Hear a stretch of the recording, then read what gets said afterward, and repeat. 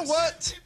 They won. Jalen, we have so much to discuss. Joel Embiid had 49. Jokic had 50. Jokic had a 49-point triple-double. But we start the show with the Los Angeles Lakers going into the game. The Pacers had lost 4 in a row.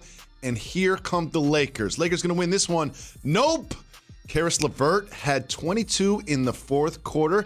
Some of those were on Russell Westbrook, who was asked to sit down on the bench to close out the game. Pull over. Mr. Pull Rose, over. how do you feel about Mr. Westbrook being asked to take a seat for the final 3 minutes and change of this I'm one? not surprised.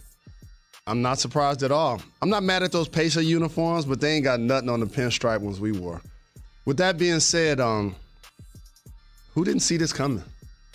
I didn't see this coming. I didn't know they would bench him in a close game in the fourth quarter. If you can't make perimeter shots and you can't make layups and you turn the basketball over and we're still trying to win the game, you have to come sit over here next to me.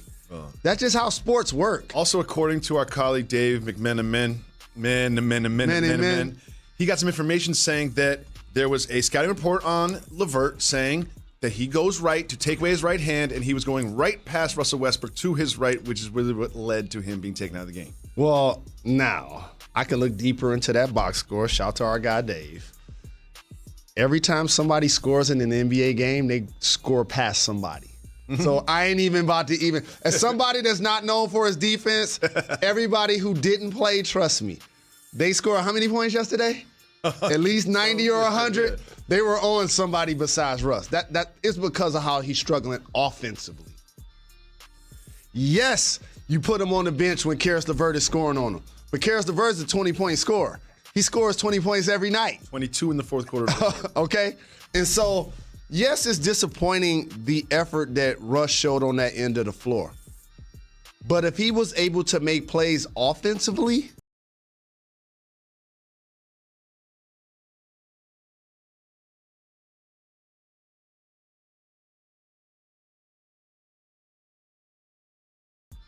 be in the game. And so what's next? Here's what's next. Get used to that.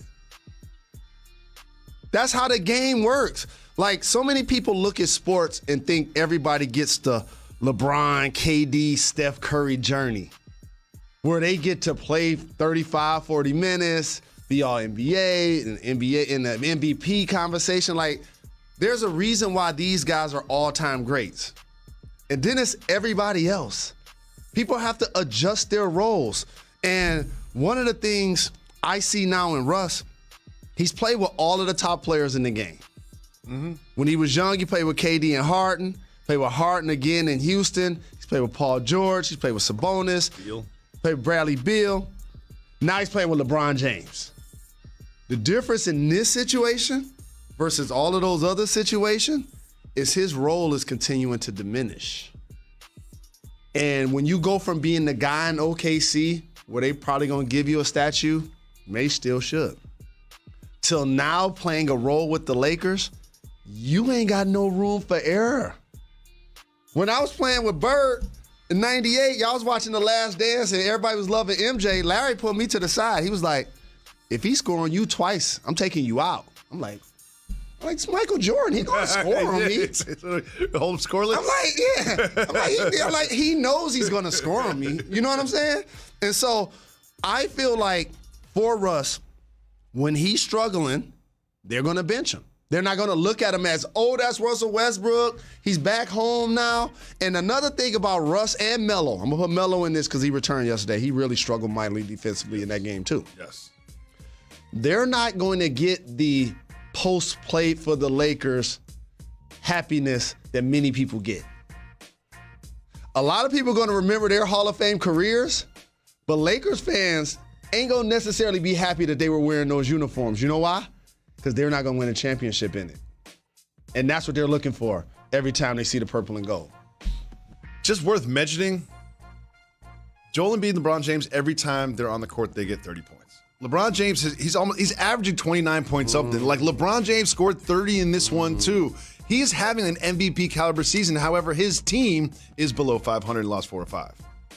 But the thing is about their journey, Jacoby, we've gotten so to the point where we feel like it's a rite of passage for the best player to always be on the best team. That ain't the case. Michael Jordan spoiled us. Bill Russell spoiled us. LeBron is playing excellent this year. He didn't win a championship. And that's okay. The Lakers have already invested in the LeBron James AD championship. To keep LeBron and AD and THT, and to add Russ, you lose Kuzma, you lose Caruso, you lose Ball, you lose BCP, you lose Ingram. To start the process, you lose Randall. Like, these are all things you do to invest in that bubble championship. got it. They got it. So why am I crazy? We're going to move on. Why am I crazy to think that even with all of this, a healthy AD, a healthy LeBron, Westbrook finding his role, this team is still a team that is a threat to win the West? Here's why. I got a pecking order for you. In the West, to me, Warriors, Suns, different category. And then now I'm looking at how Memphis is playing and how Utah the last couple of years has consistently playing. They're right there. But here's why your question is really important. The Lakers healthy were playing against Memphis or the Utah Jazz in the playoffs with the way LeBron James is playing. I'm picking the Lakers. Picking the Lakers too.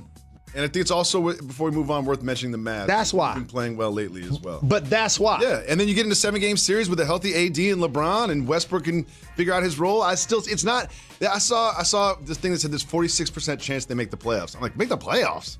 This team is going to make the playoffs. The head coach of Memphis, Taylor Jenkins, and a guy who's come out of practically nowhere and played really well, Desmond Bain, they will tell you why they're underdogs against the Lakers, LeBron and AD. Because they've been there, done that. That's just how the game goes. Joel Embiid played 27 minutes. Keep that in mind. He played 27 minutes against the Magic.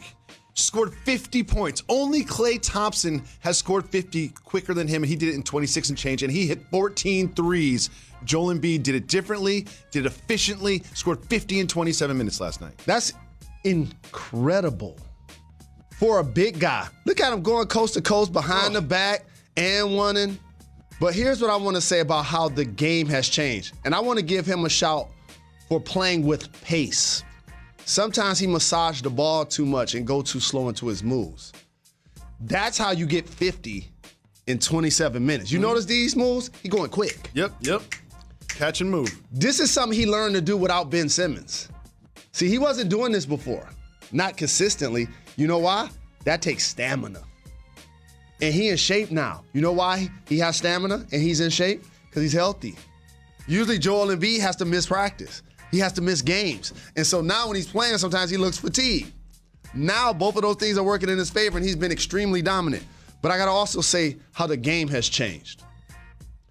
There was a time, David Jacoby, when Arvydas Sabonis, Ben Gordon, and Jalen Rose were the only people to score, I believe, 30 points in less than 30 minutes.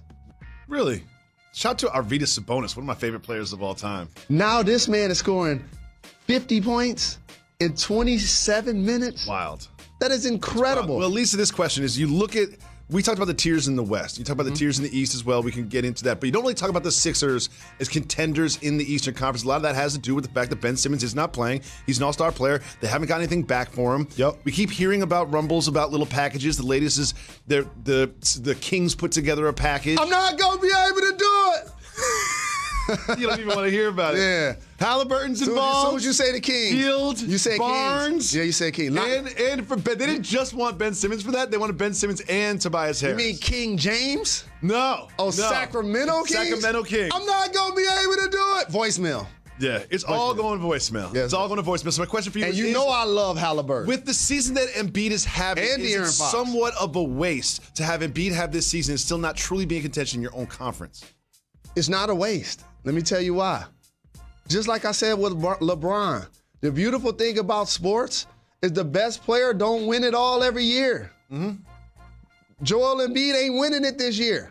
That ain't gonna take away from the fact that his season is incredibly dominant.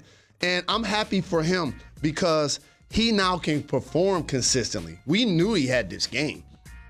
But how about this, Jacoby? Call an archaeologist. as we get into the next topic, and we're going to talk about the Joker? Eventually. Okay. Big men have returned in the NBA. Oh, yeah. We talk so much about the guard play. Wings. Talk so much about the wings. But this is a tall man's game. And I love Steph Curry just like anybody else. But when he and KD at the park, and I got my shirt off, and I lose, and I got to wait 5 games, who you picking? Why you got your shirt off? Shirts and skins. Okay. I'm picking KD. Correct. I'm picking KD. Why? Because he's 7 feet tall and he can Boom. jumpers, he can cross 'Cause he's you out, taller. play defense and all of that and rebound. Being tall.